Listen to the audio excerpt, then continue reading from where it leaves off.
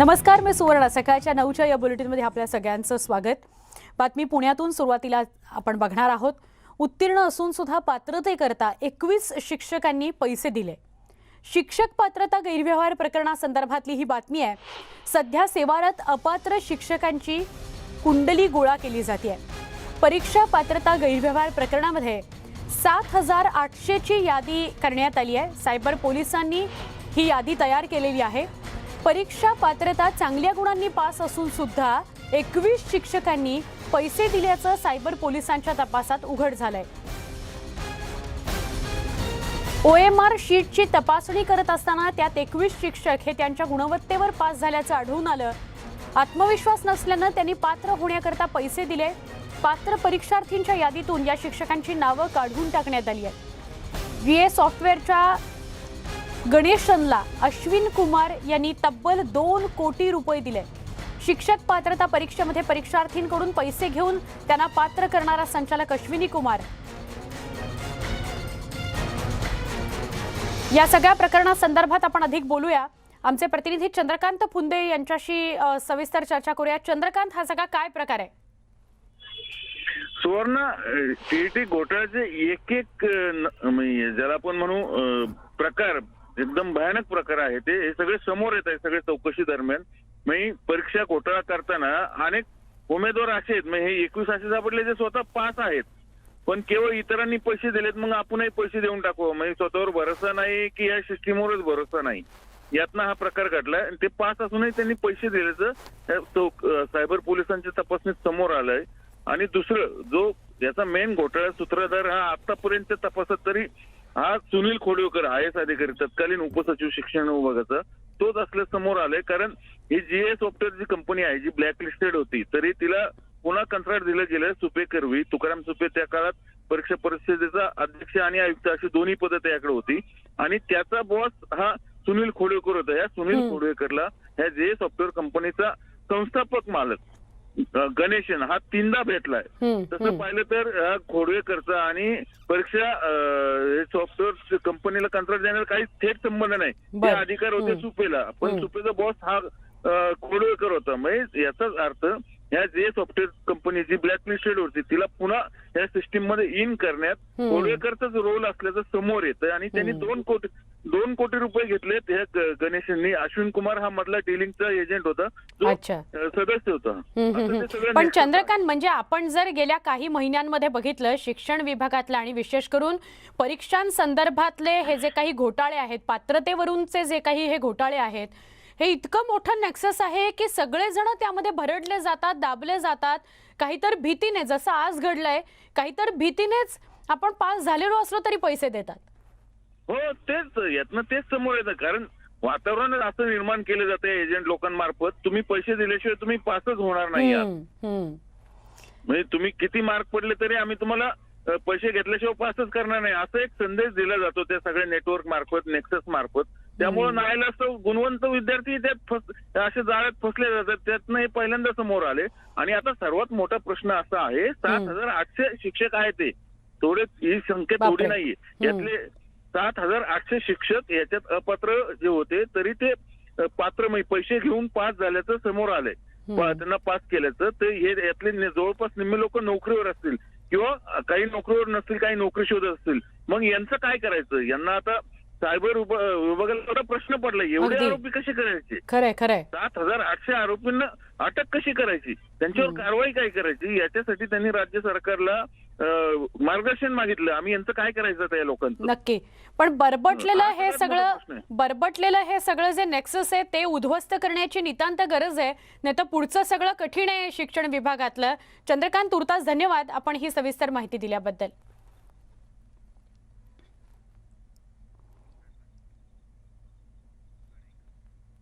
बातमी आहे मुंबई महानगरपालिकेच्या आगामी निवडणुकीची. मुंबई महानगरपालिकेच्या प्रभाग पुनर्रचनेबाबत 800 हरकती आणि सूचना करण्यात आलेल्या आहेत. प्रभाग पुनर्रचनेबाबत हरकती आणि सूचना देण्याचा काल शेवटचा दिवस होता आणि या शेवटच्या दिवशी राजकीय पक्षांकडून तब्बल 400हून अधिक हरकती आणि सूचना पाठवल्या गेल्या. या प्रभाग पुनर्रचनेमध्ये अनेक प्रभाग हे 2 प्रशासकीय वॉर्डातही विभागले गेलेत. त्यावर मोठ्या प्रमाणात आक्षेप घेण्यात आलाय. G south, F north, R centre R north अशा 4 ते 5 वॉर्ड्समध्ये आहे सीमा बदलाबाबत हरकती घेण्यात आल्या आहेत. तर माटुंगा इथल्या 5 गार्डन या बाबतीत पारसी समुदायानं हरकत घेतलेली आहे. विशेष म्हणजे काँग्रेसनं वॉर्ड पुनर्रचनेवर सर्वाधिक हरकती घेतलेल्या आहेत. महाविकास आघाडी सरकारमध्ये काँग्रेस सत्तेत सहभागी आहे. दुसरीकडे सर्वाधिक हरकती काँग्रेसनंच घेतल्यानं राजकीय वर्तुळात मात्र चर्चा सुरू झालेली आहे. आता या हरकती आणि सूचनांबाबत येत्या 22 ते 26 फेब्रुवारी दरम्यान तक्रार निवारण समितीसमोर सुनावणी होणार आहे. ग्राफिक्सच्या माध्यमातून आपण काही महत्त्वाचे मुद्दे बघूया. हरकती आणि सूचनांचा अक्षरशः पाऊसच पडलेला आहे. प्रभाग पुनर्रचनेबाबत 800 हरकती आणि सूचना आलेल्या आहेत. सोमवारी 400हून अधिक हरकती आल्या, म्हणजे कालच्या एका दिवसात 400हून अधिक हरकती आलेल्या आहेत आणि सूचनांची नोंद झाली आहे. अनेक प्रभाग 2 प्रशासकीय वॉर्डात विभागले गेले, त्यावर आक्षेप नोंदवले गेलेत. 4 ते 5 वॉर्डाच्या सीमा बदलल्याबाबत हरकती नोंदवल्या गेल्या आहेत. 5 गार्डनच्या प्रभाग विभागणीबाबत तिथल्या पारसी विभागानं, पारसी समाजानं जास्त हरकती नोंदवल्या आहेत. आणि आता या सगळ्यामध्ये 22 ते 26 फेब्रुवारी दरम्यान सुनावणी होईल. तक्रार निवारण समितीसमोर सुनावणी होणार आहे. 2 मार्चला समिती आयोगाकडे अहवाल पाठवेल.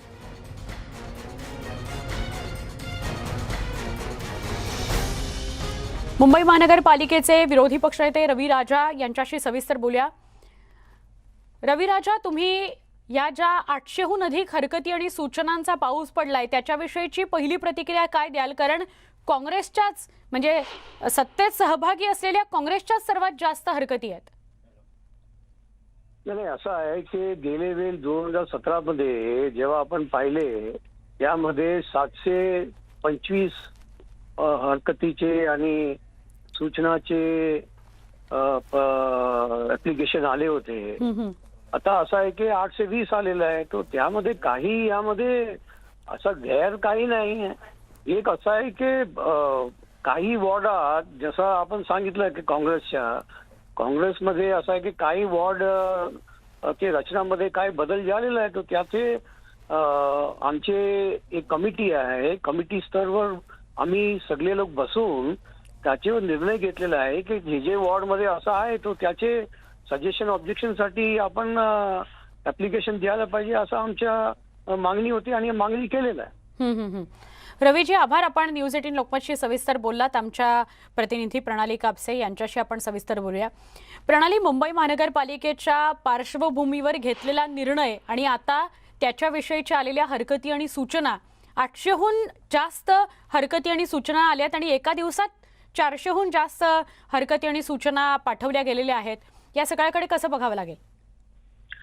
सुवर्ण, कालचा दिवस का निवडला जर आपण बघितलं तर म्हणजे पहिल्या 13 दिवसांमध्ये जवळपास 350 ते 400च्या जवळपास हरकती आल्या होत्या आणि कालच्या एका दिवसात जवळपास 450 हरकती ज्या आहेत त्या नोंदवण्यात आल्या. तर कालचा दिवस का एवढा महत्वाचा होता? तर कालचा शेवटचा दिवस होता. अनेक नगरसेवक हे बघतात की आपण ज्या काही हरकती सूचना नोंदवणार आहोत त्याचा फायदा किंवा त्याची भनक जी आहे ती आपल्या प्रतिस्पर्ध्याला लागू नये आणि म्हणून काल बहुतेक जे नगरसेवक आहेत किंवा जे इच्छुक उमेदवार आहेत त्यांनी आपल्या हरकती आणि सूचना नोंदवलेल्या आहे. मुळात जेव्हा वॉर्डची प्रभाग रचना होत असते त्यावेळेला मुख्य रस्ते, नाले, पूल यांचा विचार करून ती रचना केली जाते आणि जेव्हा ही प्रभाग रचना सादर करण्यात आली किंवा ती सार्वजनिक करण्यात आली त्यावेळेला सगळ्याच राजकीय पक्षांनी त्याच्यावर आक्षेप घेतला होता. अनेक ठिकाणी वॉर्ड हे चुकीच्या पद्धतीनं फोडले गेले आहेत.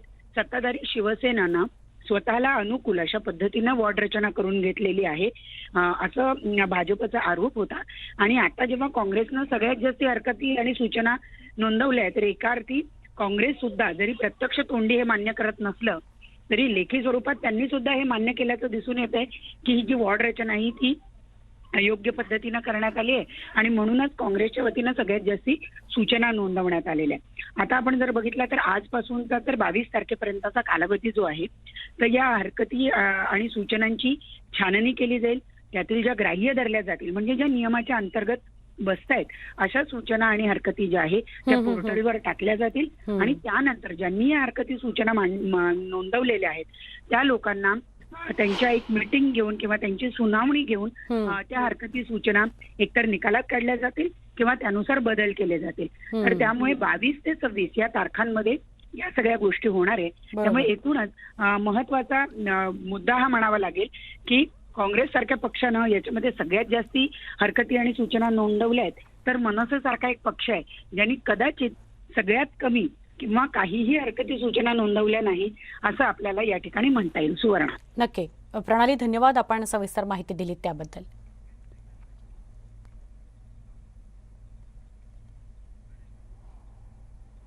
बातमी नाशिकमधून आहे. नाशिकच्या गंगा घाटावर पुरोहितांमध्येच हाणामारी झाली. होय, तुम्ही बरोबर ऐकताय, गंगा घाटावर पुरोहितांमध्येच हाणामारी झाली. पूजेसाठी आलेले यजमान पळवण्यावरून हा वाद झाला, त्याचं रूपांतर हाणामारीत झालं. परिसरात तणाव पसरलेला आहे.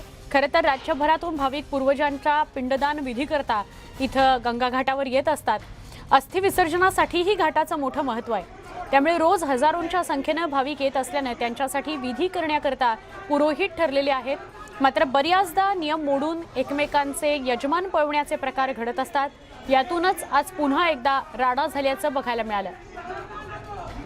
वादावादीचं रूपांतर हाणामारीपर्यंत जाऊन पोचलं.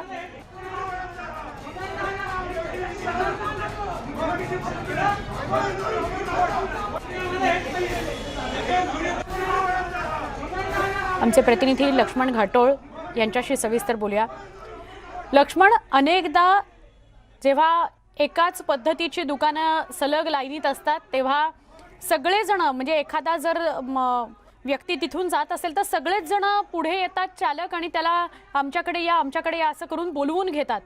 आणि त्यात सुद्धा एक संघर्ष बघायला मिळतो. अक्षरशः तसंच काहीतरी चित्र या गंगा घाटावर दरवर्षी बघायला मिळतं.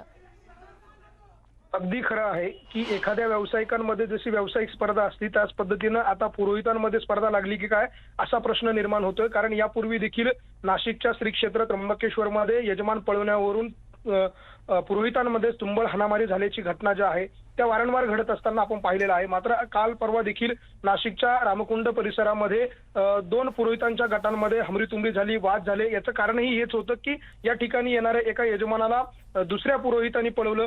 आमच्या पुरोहितांचा हा मान आहे असं दुसऱ्या पुरोहिताच्या एका गटाने सांगितलं आणि त्यामुळे हे पुरोहित जे आहे आमने सामने आले. आणि यावेळेला या सगळ्यांमध्ये हाच एक संघर्ष होता की हे यजमान आमचे आहे, हे यजमान आमचे आहे, अशावरून हा सगळा वाद होतो. आणि यापूर्वी देखील अशा प्रकारचे वाद झालेले आहे. पोलिसांपर्यंत देखील या तक्रारी गेलेल्या आहे. मध्यंतरीच्या काळामध्ये एक 2 महिन्यापूर्वी जी घटना घडली त्या ठिकाणी काही पुरोहितांच्या वाहनांमध्ये शस्त्र देखील सापडली होती. इथपर्यंत ह्या सगळ्या हाणामाऱ्या किंवा वादाचं जे पर्यावरण आहे ते इथपर्यंत जाऊन पोहोचलेलं आहे, पोलीस ठाण्यांपर्यंत जाऊन पोहोचलेलं आहे. त्यामुळे पुढच्या काळामध्ये या ठिकाणी पुरोहितांमध्ये देखील जर मोठा संघर्ष झाला गुन्हेगारी स्वरूपाचा तर नवल वाटू नये. मात्र ज्या पुरोहितांकडनं शांतीची अपेक्षा असते, शांती करून घेण्याची अपेक्षा असते, त्याच पुरोहितांमध्ये जर यजमानांसमोर अशा हाणामाऱ्या होत असतील तर निश्चितपणे नाशिकच्या आणि रामकुंड असेल, त्र्यंबकेश्वर असेल, या ठिकाणच्या पुरोहितांचा एक चुकीचा संदेश जो आहे तो देशभरात जाईल अशी भावना जी आणि लक्ष्मण नक्की. आणि लक्ष्मण, यजमानांच्या त्यावेळच्या भावना, त्यांनी करायचं कार्य,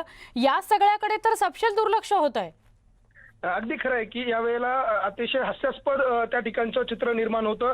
जे त्या ठिकाणी येणारे भाविक जे आहे ते अशा घटना बघून दुसरीकडे निघून जातात किंवा या ठिकाणी यावं की नाही असा प्रश्न त्यांच्या समोर पडतो. कारण त्यावेळेला त्यांना देखील ओढलं जातं, ओढताण केली जाते, त्यांना देखील त्या वादात ओढलं जातं. पोलीस ठाण्यात जर तो वाद गेला तर साक्षीदार म्हणून त्या लोकांना देखील त्या ठिकाणी बोलवलं जातं. त्यामुळे अशा प्रकारच्या हाणामाऱ्या, वाद जे आहे त्यामुळे येणाऱ्या यजमानांना देखील त्याचा त्रास होतो. त्यामुळे या घटना टाळणं अपेक्षित आहे. पुरोहित संघांना यासाठी आता पुढाकार घेणं गरजेचं आहे. अगदी बरोबर. पुढच्या काळामध्ये गुन्हेगारी स्वरूपाच्या घटना देखील या ठिकाणी होऊ शकतात. अगदी बरोबर लक्ष्मण, तुम्ही फार महत्वाचं वाक्य बोललायत की स्थानिक पुरोहित संघ जो आहे त्यानेच पुढाकार घेऊन या सगळ्या गोष्टी चर्चेने सोडवल्या पाहिजेत. पोलिसांच्या दारात हे प्रश्न सुटणार नाहीत, कारण घटना अशाच घडत राहतील, वाद हाणामारीपर्यंत पोहोचतील आणि एक विचित्र, घाणेरडं, बिभत्स चित्र लोकांसमोर जाऊ शकतं. धन्यवाद लक्ष्मण, आपण ही माहिती दिलीत त्याबद्दल.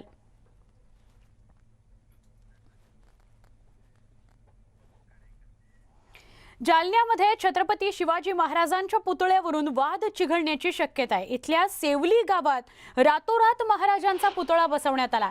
सध्या पोलीस घटनास्थळी दाखल झाले. सेवली गावात थोडं तणावाचं वातावरण आहे. ही महत्त्वाची बातमी आहे. गेले काही दिवस अमरावती काय किंवा वेगवेगळ्या शहरांमध्ये छत्रपती शिवाजी महाराजांचा पुतळा बसवायचा का नाही बसवायचा, तो परवानगी घेऊन बसवायचा, अशा वेगवेगळ्या मुद्द्यांवरून वाद सुरू आहे. आणि तेच चित्र आपल्याला जालन्यामधल्या सेवली या गावामध्ये दिसतंय. छत्रपती शिवाजी महाराजांचा पुतळा बसवल्यानं तणाव निर्माण झालेला आहे। सेवली गावातली ही घटना आहे। घटनास्थळी पोलीस दाखल झालेले आहेत। आमचे प्रतिनिधी विजय कमळे पाटील यांच्याकडून अधिक माहिती घेऊया। विजय, काय हा सगळा प्रकार आहे? परवानगी घेतली होती का हा शिवरायांचा पुतळा बसवताना, आणि नेमका वाद कुठपर्यंत पोहोचलाय? सुवर्णा जालना तालुक्यातल्या सेवली गावातला हा प्रकार आहे। या ठिकाणी गावकऱ्यांनी रातोरात हा पुतळा या ठिकाणी बसवलेला आहे। आश्वारूढ पुतळा आहे हा छत्रपती शिवाजी महाराजांचा। दरम्यान सकाळी अचानक गावकऱ्यांच्या या ठिकाणी हा पुतळा बसवल्याचं उघडकीस आलंय। दरम्यान ही बातमी वाऱ्यासारखी सर्व पंचक्रोशीत पसरली आणि या ठिकाणी पोलिसांचा मोठा चोख बंदोबस्त सध्याला लावण्यात आलेला आहे। या ठिकाणी सध्या तणावपूर्ण शांतता असली तरी पोलीस प्रशासनाच्या वतीने जिल्हा प्रशासनाच्या वतीने या ठिकाणी पुतळा हटवण्याची प्रक्रिया काही वेळातच सुरू करण्यात येणार असल्याची माहिती कळते या ठिकाणी। दरम्यान छत्रपती शिवाजी महाराजांचा हा पुतळा जर का हटवण्यात या ठिकाणी आला तर या ठिकाणी मोठा तणाव निर्माण होऊ शकतो। आणि सेवली हा जो गाव आहे हा अगोदर अतिसंवेदनशील भाग म्हणून या ठिकाणी ओळखला जातो, त्यामुळे याचे पडसाद राज्यभर आपल्याला पाहायला मिळू शकते। सुवर्णा, नक्की, धन्यवाद विजय माहिती दिल्याबद्दल। अमरावतीतल्या पुतळा काढण्यावरूनचा वाद कुठपर्यंत पोचला, त्याचं काय काय परिणाम झाले, पडसाद उमटले हे आपण पाहिलं, आणि त्यात आता जालन्यामध्ये सेवली या गावात तणावाचं वातावरण आहे विषय पुतळ्यांचाच।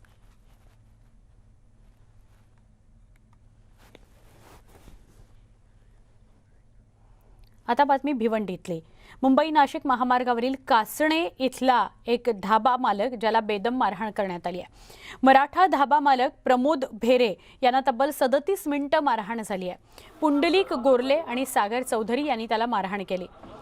जेवणाचं बिल मागितलं, यामुळे या दोघांनी भरे यांना मारहाण केली आहे। या दोघांविरोधात पडघा पोलीस ठाण्यात तक्रार दाखल करण्यात आली आहे। दुसरीकडे रात्रभर ढाबे हॉटेल सुरू असल्याचं उघड झालंय। कोरोनाच्या पार्श्वभूमीवर सरकारच्या नियमांची पायमल्ली होत असल्याचं स्थानिकांचं म्हणणं आहे।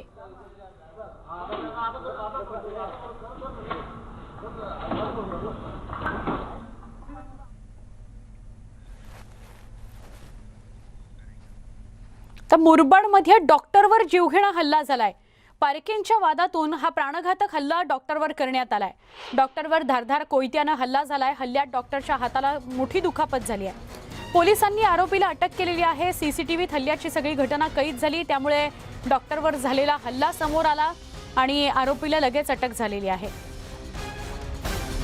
सीसीटीव्हीतला हा प्रकार अत्यंत धक्कादायक आहे। एका डॉक्टरवर मुरबाडमध्ये जीवघेणा हल्ला झाला। पार्किंगच्या वादातून हा हल्ला झालाय। कोयत्यानं वार करण्यात आला या डॉक्टरवर, तो जखमी झालेला आहे। त्याला आरोपीला पोलिसांनी ताब्यात घेतलेलं आहे आणि डॉक्टरच्या हाताला दुखापत झाली आहे, त्याच्यावर उपचार सुरू आहे। पार्किंगच्या वादातून हल्ला करण्यापर्यंत या आरोपीची मजल गेली। कोयत्यानं त्याने डॉक्टरवर हल्ला केलेला आहे।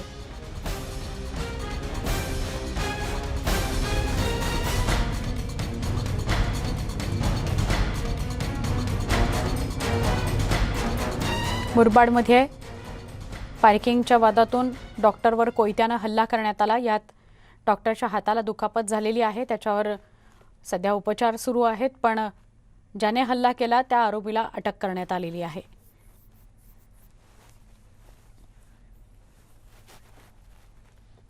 बातमी नाशिकमधून। नाशिकमध्ये आरपीआयचे नेते प्रशांत जाधव यांच्यावर गोळीबार झालाय।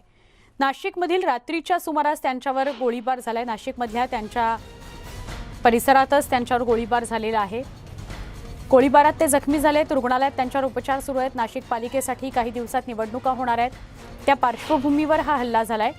प्रशांत जाधव यांच्या मांडीला गोळी लागल्यानं ते बचावले।